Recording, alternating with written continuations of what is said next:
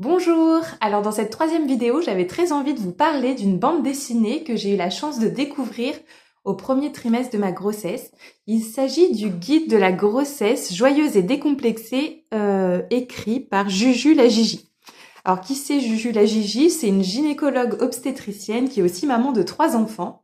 Je l'ai d'abord découvert sur Instagram parce qu'elle a un compte qui porte le même nom, donc Juju la Gigi, et sur lequel déjà j'avais trouvé beaucoup d'informations en lien avec la grossesse. Et ensuite j'ai découvert donc qu'elle avait écrit cette bande dessinée que je me suis procurée.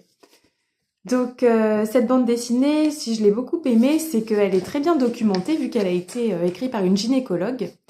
Le format bande dessinée est accessible à tout le monde et c'est très facile à lire. Voilà, souvent un sujet va être abordé en une seule page ou en une double page. Voilà. Il y a aussi des illustrations donc, qui ont été faites par l'autrice et ça permet d'avoir des images mentales et c'est aussi beaucoup plus facile, beaucoup plus sympa à lire. Ce que j'aime beaucoup aussi dans ce guide, c'est qu'au début de chaque chapitre, il y a un sommaire et que donc si on veut aller chercher une information, on peut se référencer au sommaire et on trouve très facilement une information qu'on aimerait avoir rapidement.